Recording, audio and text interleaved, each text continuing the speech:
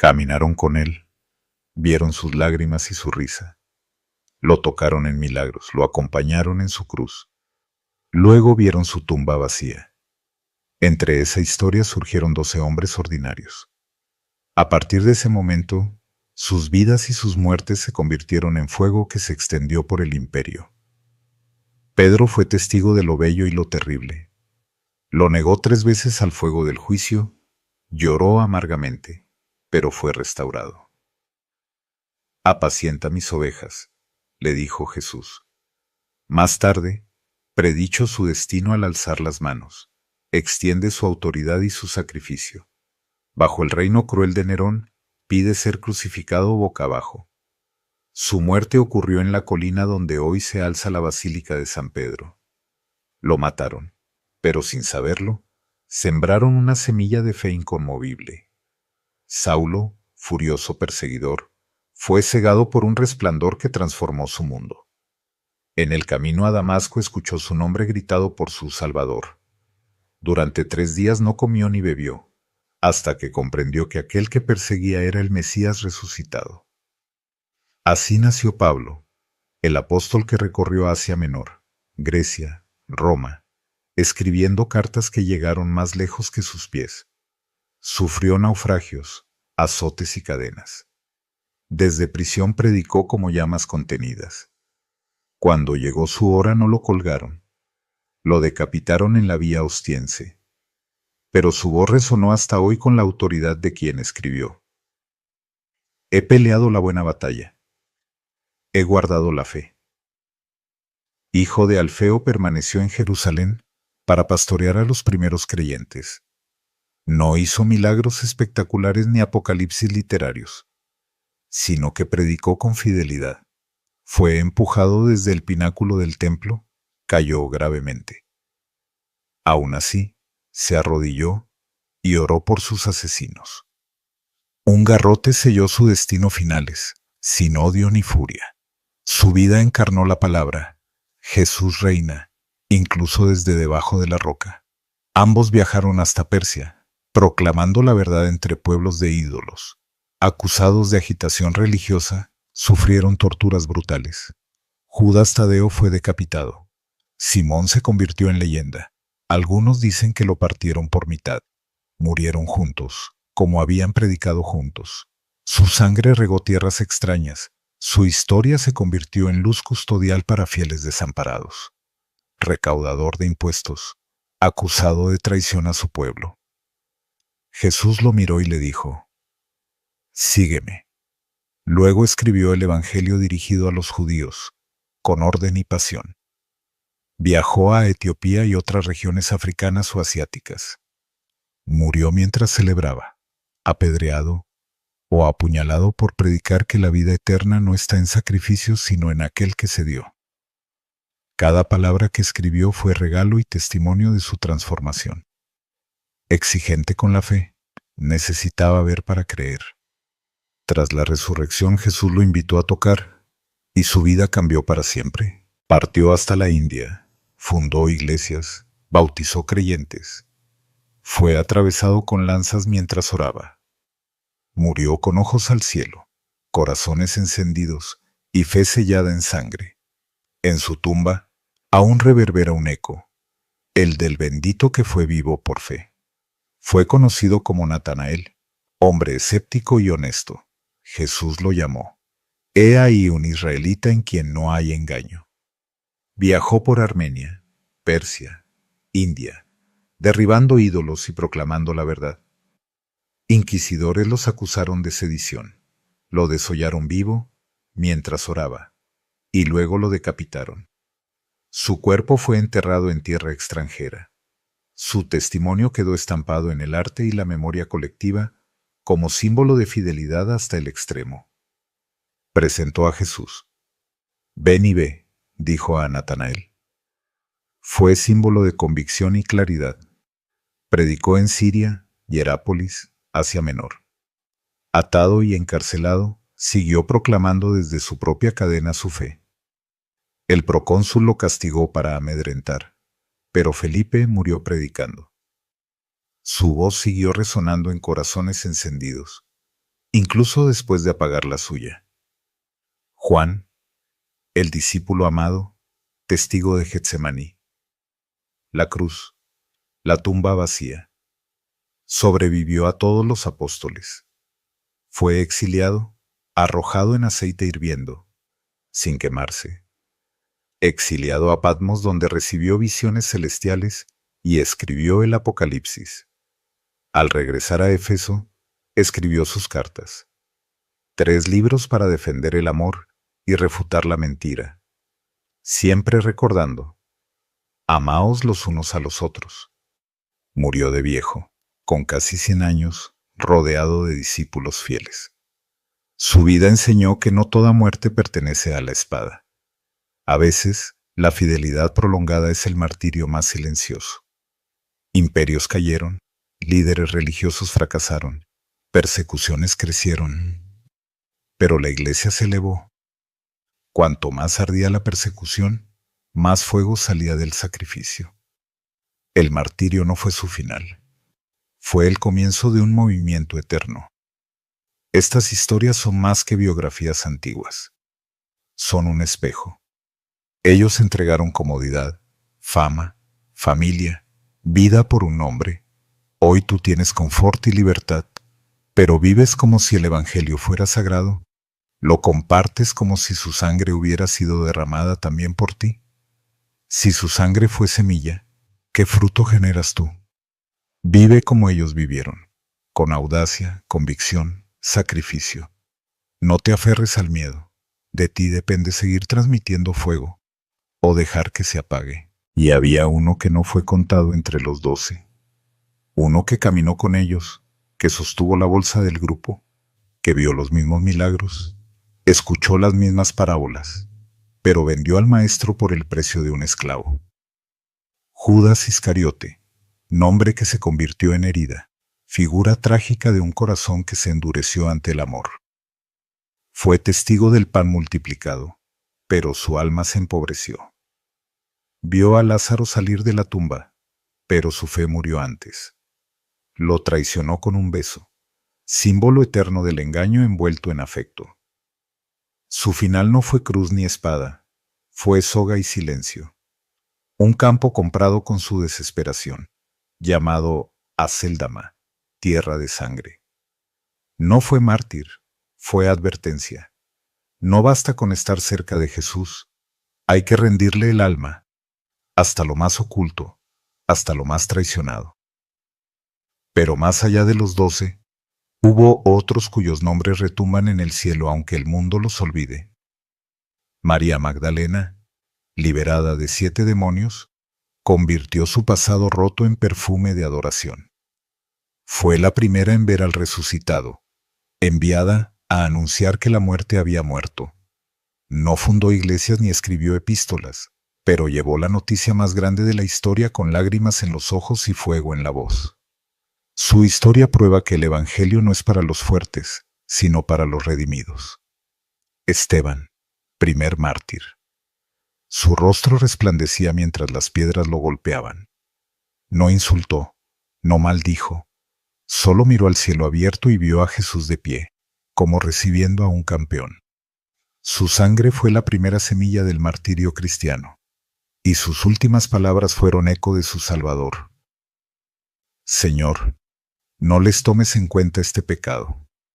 Y luego, los anónimos, los que murieron sin evangelios a su nombre. Ni cartas, ni libros, ni monumentos. Madres que ocultaron a sus hijos en catacumbas, mientras los soldados quemaban casas. Hombres que se negaron a quemar incienso a César y fueron lanzados a las bestias. Niños que cantaban himnos mientras eran arrancados de los brazos de sus padres. Una iglesia que sangraba, pero nunca se apagó. Hoy no hay coliseos ni emperadores, pero hay burla, sarcasmo, odio digital, indiferencia disfrazada de tolerancia. Hay cruces invisibles, la del rechazo, la soledad por convicciones, la fidelidad en medio de la presión.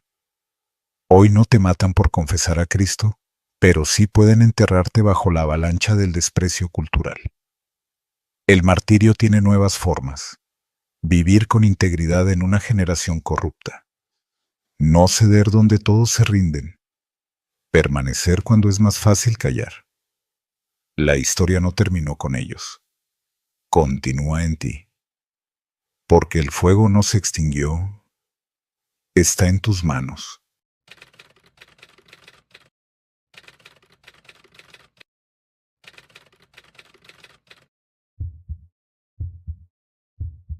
El mundo hoy no exige tu cabeza, pero exige silencio, conformismo, polución espiritual.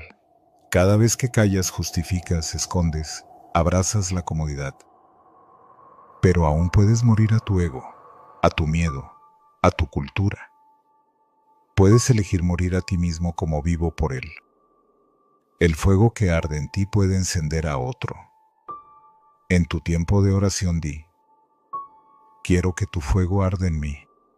Comparte esta historia, no para mostrar conocimiento, sino para encender fe. Elige vivir con convicción donde otros callan. Todo acto pequeño puede ser piedra ardiendo que construye reino. Si tu fe no te cuesta algo, nunca costará nada. Arde hoy como ellos murieron ayer, porque si Cristo vive en ti, el fuego arde aún más fuerte. Levántate. El mundo necesita ese fuego que arde en tu corazón.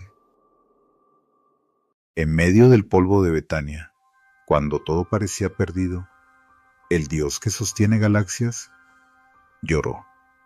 No por ignorancia, no por impotencia, sino por algo que trasciende el alma humana. Y en esas lágrimas se escondía un mensaje eterno. ¿Estás listo para descubrirlo? Porque si alguna vez has sentido que Dios llegó tarde, este relato no solo te va a confrontar, va a redimir cada silencio, cada lágrima, cada espera. Juan 11:35. Solo 2 palabras. Jesús lloró. 2 palabras que atraviesan los siglos, que estremecen corazones endurecidos, que revelan lo que ni 1000 sermones pueden explicar. Pero detrás de esas sílabas se oculta el misterio más profundo del corazón divino. ¿Cómo es que aquel que tenía el poder de vencer a la muerte, lloró frente a ella? ¿Por qué? Si sabía que en minutos iba a gritar: Lázaro, sal fuera, ¿permitió que las lágrimas le quebraran el rostro? Este no es solo un episodio bíblico, es un portal, una grieta en la historia donde se asoma el rostro humano de Dios y su furia santa contra la muerte. Es el grito silenciado que clama desde cada tumba, desde cada duelo sin respuesta, desde cada oración que parece no haber sido oída. Betania no era solo un pueblito más, era el refugio del Hijo del Hombre. Marta, María y Lázaro no eran seguidores ocasionales, eran hogar, eran familia elegida. Allí Jesús no predicaba, descansaba, reía, era humano, comía pan sin apuro, contaba historias, compartía el silencio. Era un lugar sin multitudes, sin fariseos al acecho, sin demandas. Era su santuario en la tierra, y fue precisamente allí donde la tragedia irrumpió sin aviso. El que él amaba, enfermó. Pero más impactante aún, Jesús no corrió, no salió volando a sanar. Se quedó 2 días más. ¿Frialdad? ¿Distancia? No. Era el preludio de una gloria que estremecería los pilares del universo. Porque el amor divino no siempre actúa como el humano espera. El amor divino tiene un ritmo eterno. Imaginen a las hermanas esperando, mirando el camino cada hora buscando una silueta conocida. Pero Jesús no vino. Lázaro murió. Y en ese silencio, la fe de Marta y María fue desmenuzada. Como nosotros cuando oramos y no pasa nada. Cuando creemos y todo se rompe. Cuando el milagro no llega y la esperanza se desvanece. Pero ese silencio tenía propósito. Porque a veces Dios no llega cuando queremos, sino cuando su gloria necesita estallar. El dolor no es evidencia de su ausencia, sino escenario de su intervención futura. Y mientras Betania se llenaba de luto, el cielo preparaba el acto más grande antes de la cruz. Jesús llega. Marta corre, no para abrazarlo, sino para enfrentarlo con dolor. Si hubieses estado aquí, mi hermano no habría muerto. Es el reclamo más humano y más santo a la vez. Es la oración que muchos hemos repetido. ¿Dónde estabas, Señor? Jesús no la regaña, le revela: yo soy la resurrección y la vida. No dijo: yo traigo vida. Dijo: yo soy vida. Una afirmación de identidad, no de acción. Marta no entiende todo, pero cree, y eso basta. Porque en el reino de Dios no necesitas comprender cada detalle, solo necesitas confiar en quién es Él. Cuando María llega no hay discusión teológica, solo lágrimas. Ella cae a sus pies, y Jesús se estremece. La palabra griega es brutal, embrimaomai. No fue tristeza, fue furia santa, un terremoto en su espíritu, no contra las personas, sino contra la muerte misma, contra el pecado, contra el sufrimiento. Y entonces lloró, las lágrimas del Creador tocando la tierra que Él mismo formó, el Dios eterno mojando con llanto divino el suelo temporal. No hay acto más tierno, ni más potente.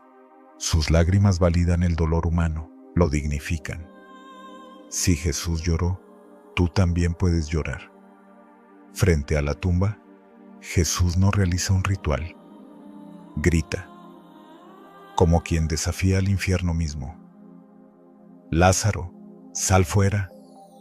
Y el que estaba muerto salió, atado aún, cubierto de telas, pero vivo.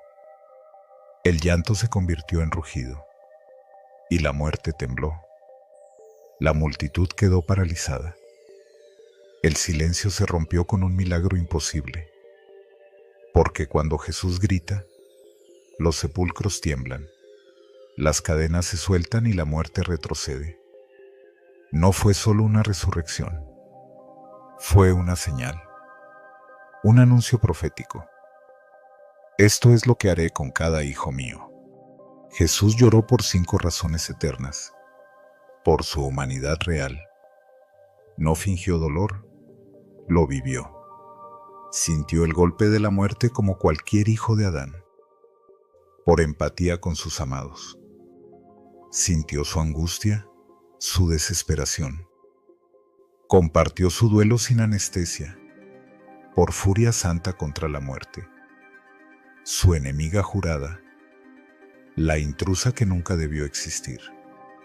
Por la incredulidad de su pueblo, aún no lo entendían. El Mesías llorando por los que no ven.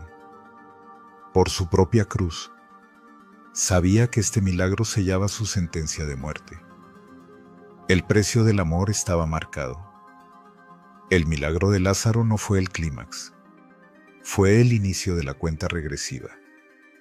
Jesús sabía que ese acto le costaría la vida, que los fariseos no soportarían tanta gloria, que el mismo infierno se levantaría. Pero aún así, lloró y resucitó, porque el amor siempre arriesga. El amor siempre llora primero. Y mientras Lázaro salía de su tumba, Jesús se encaminaba a la suya. Porque para darnos vida, alguien debía abrazar la muerte. Tú también tienes una tumba, un Lázaro que parece muerto, un dolor sin respuesta.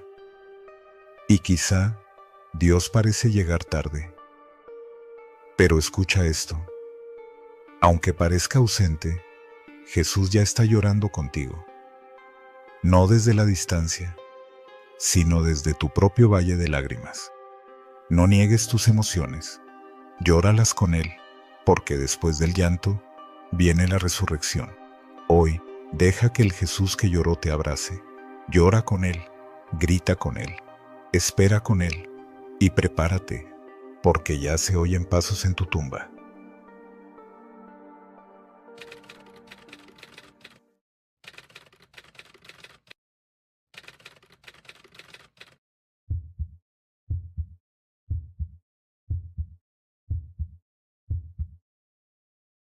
¿Qué harías si supieras que Dios ya está llorando contigo, incluso antes de que tú entiendas por qué sufres? ¿Qué cambiarías si comprendieras que tu valle es terreno sagrado porque Él ya lo pisó primero? Respira. El dolor que hoy te aplasta será el testimonio que mañana levantará a otros. No estás esperando en vano, estás en preparación divina. Aprende a llorar como Jesús, con propósito, con fe, con furia santa. Sé humano, sí, pero también sé profético, porque cada lágrima sembrada en su presencia será cosechada en gozo eterno.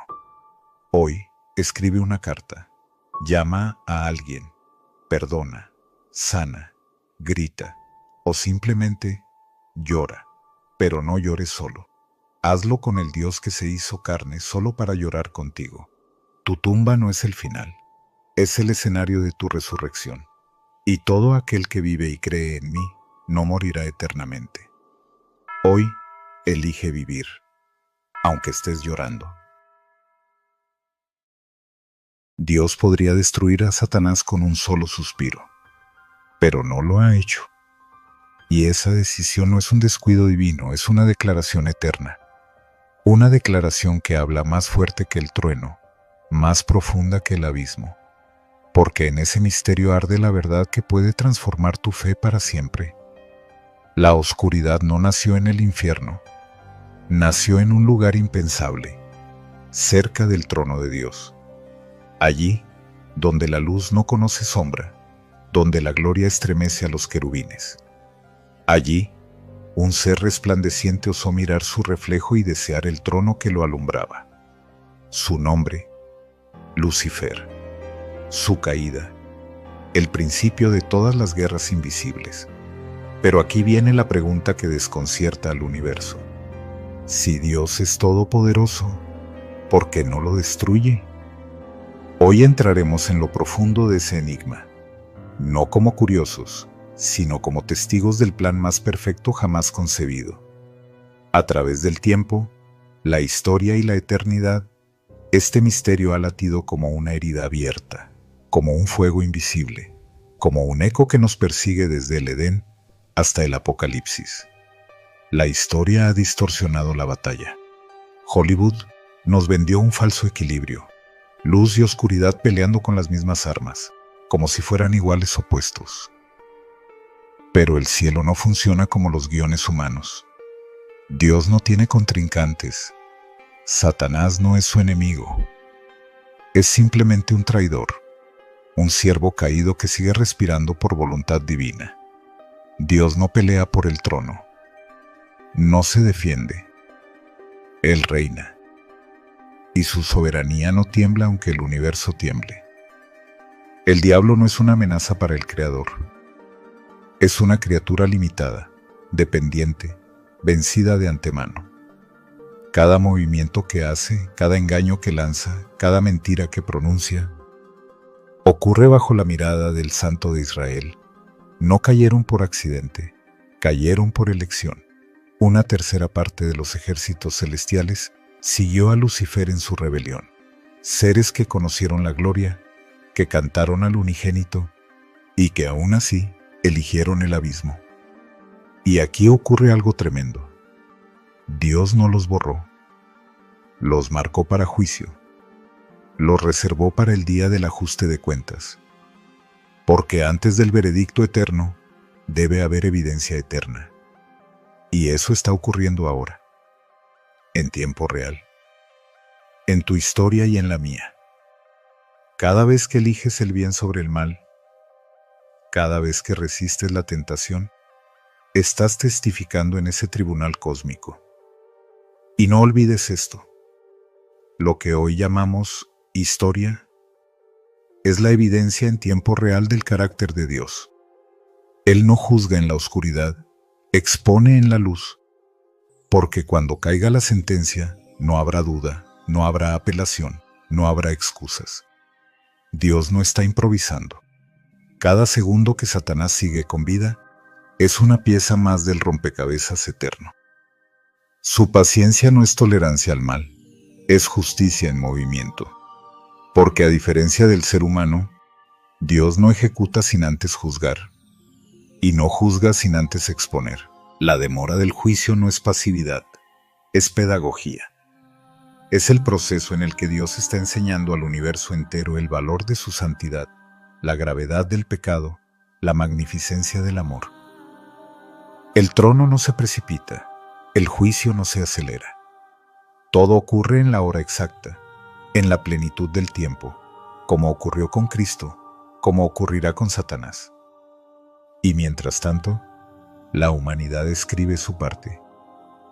Cada generación es un testigo, cada alma un actor, cada batalla espiritual una escena en la historia más grande jamás contada. Y tú estás dentro de ella. Satanás tuvo libertad. Los ángeles tuvieron libertad. Nosotros también. Y ese regalo divino, esa chispa de elección que Dios puso en sus criaturas, es la razón por la que el mal existe. No porque Dios lo quiera, sino porque el amor sin libertad no es amor, es esclavitud disfrazada. El libre albedrío es una espada de doble filo. Da origen a la adoración genuina, pero también al rechazo absoluto. Dios no busca robots, busca hijos. Y eso significa que debió correr el riesgo de que uno de ellos, el más glorioso, decidiera rebelarse. Si el amor verdadero debe ser elegido, entonces también debe poder ser rechazado. Y si debe poder ser rechazado, entonces el mal debe tener permiso para existir, aunque sea por un tiempo. Esto suena escandaloso, pero es bíblico. Satanás intentó tentar a Jesús y terminó certificando su perfección. Movió el corazón de Judas y desató la redención del mundo. Lo que el enemigo planea para mal, Dios lo recicla para gloria. ¿Sabías que las tentaciones en el desierto no fueron un desvío del plan, sino parte del plan? El Espíritu llevó a Jesús al desierto. El Espíritu. Y allí, cara a cara con el acusador, el Hijo del Hombre venció donde Adán cayó. Resistió donde Israel fracasó, y así calificó como cordero sin mancha. La victoria no fue accidental, fue provocada, fue estratégica. Cada intento del enemigo por destruir termina sirviendo como fuego que purifica, como cincel que esculpe, como martillo que forma a los hijos de Dios. Él quiere arruinarte, pero el Rey lo convierte en entrenamiento. Ese es el nivel de su soberanía. El juicio viene, el trono blanco ya está preparado. Los libros serán abiertos, nadie escapará. Y los ángeles caídos, esos príncipes de tinieblas que hoy operan en sistemas, ideologías y naciones, están sentenciados, aún no ejecutados, pero ya condenados. La Biblia es clara. Fueron arrojados a prisiones de oscuridad, reservados, no absueltos, no olvidados. El juicio no es una amenaza, es una promesa, y será perfecto, porque Dios no castiga por venganza, castiga por justicia. El infierno no es el capricho de un Dios iracundo, es la consecuencia de elegir eternamente el rechazo. Y ese día se acerca, y ese día ya está escrito. Dios no ha destruido a Satanás porque aún está escribiendo la historia que lo aplastará. Una historia que incluye tu vida, tu dolor, tus preguntas. Una historia donde cada lágrima, cada lucha, cada tentación tiene un eco eterno. No te desesperes si el mal parece avanzar. No está ganando. Solo está cumpliendo su parte antes del fin. La victoria no es un deseo. Es un decreto escrito en sangre, firmado en la cruz, sellado por la tumba vacía. Hoy tienes dos caminos: seguir viviendo como si todo fuera caos sin sentido, o elegir caminar con aquel que ya venció, aunque la sentencia final aún no se haya ejecutado. Tú eliges. El cielo espera tu decisión.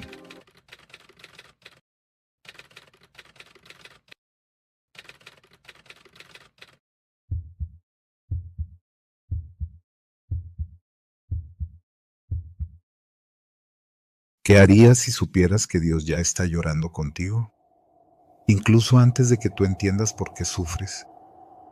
¿Qué cambiarías si comprendieras que tu valle es terreno sagrado porque Él ya lo pisó primero? Respira. El dolor que hoy te aplasta será el testimonio que mañana levantará a otros. No estás esperando en vano. Estás en preparación divina. Aprende a llorar como Jesús, con propósito, con fe, con furia santa. Sé humano, sí, pero también sé profético, porque cada lágrima sembrada en su presencia será cosechada en gozo eterno. Hoy, escribe una carta, llama a alguien, perdona, sana, grita, o simplemente llora. Pero no llores solo. Hazlo con el Dios que se hizo carne solo para llorar contigo. Tu tumba no es el final, es el escenario de tu resurrección. Y todo aquel que vive y cree en mí no morirá eternamente. Jesús hoy elige vivir, aunque estés llorando. Hay momentos en la historia donde un latido de fe detiene el rugido de un imperio. Y en ese latido, Dios salva a todo un pueblo. El rugido del imperio persa estremecía cada piedra, cada muralla, cada alma bajo sus cielos. Desde la India hasta Etiopía, 127 provincias se inclinaban ante un solo hombre, Asuero, rey de Persia. Sus banquetes rebosaban vino, oro y risas, mientras la ambición inflaba su trono como un gigante de mármol.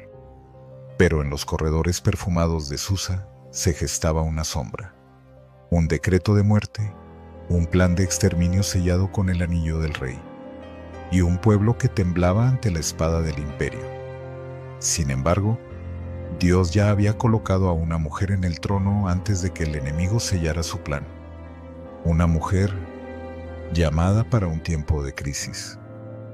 En un banquete de 180 días, Asuero, embriagado de poder y vino, pidió a la reina Basti para exhibir su belleza como un trofeo, pero ella se negó. En un instante, el orgullo del rey se resquebrajó. Las risas se apagaron y el salón se llenó de un silencio pesado. Si tu propia reina te desobedece, ¿qué impedirá que todas las mujeres del reino hagan lo mismo?, murmuraron sus consejeros. Y así, Basti fue desterrada, dejando un vacío en el trono, un vacío que Dios usaría como escenario para su historia.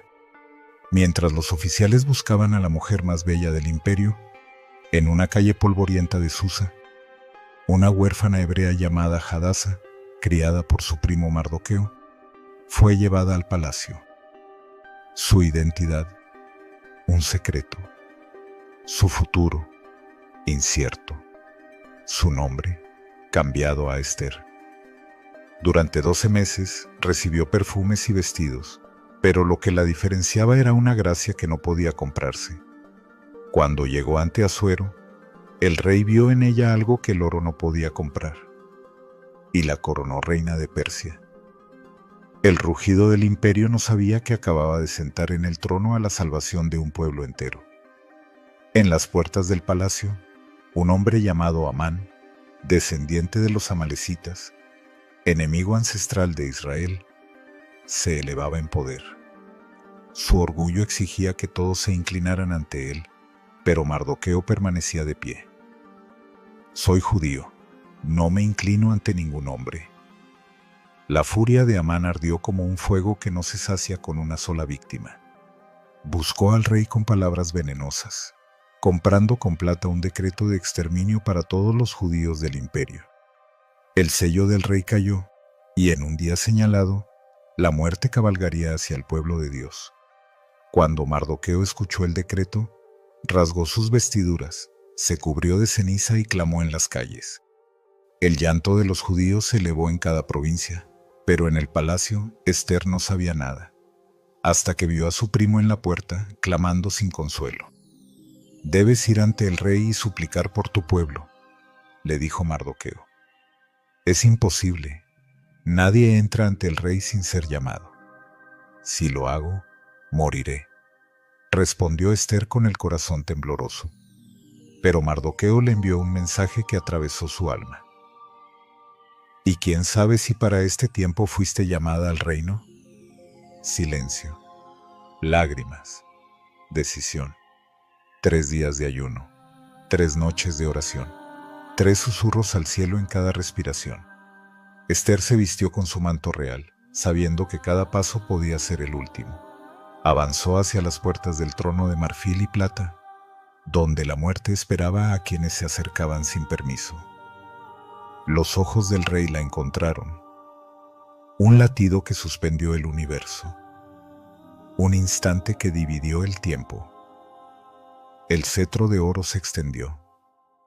Ester viviría. En un banquete privado con el rey y Amán, el destino se tensaba como un arco. «¿Cuál es tu petición, reina Ester?». Ester respiró hondo. «Sálvame a mí y a mi pueblo, porque hemos sido vendidos para ser exterminados». El rostro del rey se endureció, su voz tronó. «¿Quién es el hombre que ha hecho esto?». Ester giró su rostro, su mirada atravesó a Amán y pronunció las palabras que sellaron un destino.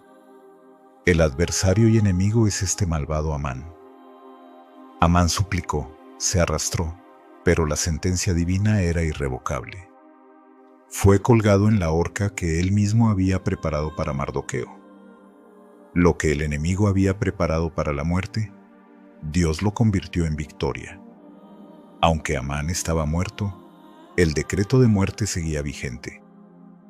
Ester se presentó nuevamente ante el rey, arriesgando su vida una vez más.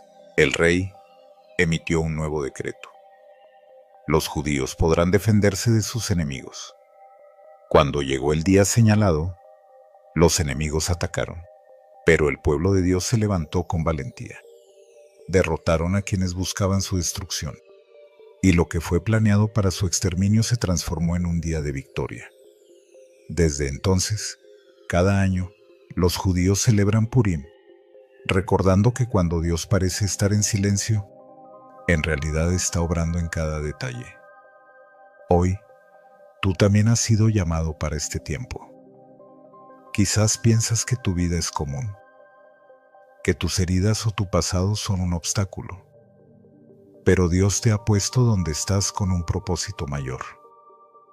¿Callarás cuando el enemigo levanta su voz o te levantarás para interceder, para salvar, para obedecer, incluso si significa arriesgarlo todo? Para este tiempo fuiste llamado. En un mundo que ruge con violencia, injusticia y oscuridad, el llamado de Dios sigue resonando. Para este tiempo fuiste llamado. Tal vez no enfrentes un cetro de oro, ni un decreto de exterminio, pero cada día enfrentas decisiones que marcan eternidades. El silencio no es neutralidad, es complicidad. El miedo no es humildad, es esclavitud. La fe no es teoría, es acción. Levántate en oración por tu familia. Levántate en integridad en tu trabajo. Levántate en compasión por los necesitados. Levántate en valentía frente a las injusticias. Levántate, aunque tiemble tu voz. Y si perezco, que perezca, porque en ese riesgo se encuentra la fe que transforma generaciones. Hoy, Dios te llama a ser un Ester en tu generación. Un Mardoqueo que permanece firme. Un testigo que no se arrodilla ante el miedo. Antes de dormir esta noche, pregunta a Dios, ¿para qué me has llamado en este tiempo? Toma una decisión práctica hoy. Ora por esa persona. Habla de Cristo. Ayuda a quien lo necesita. Toma un paso hacia tu llamado.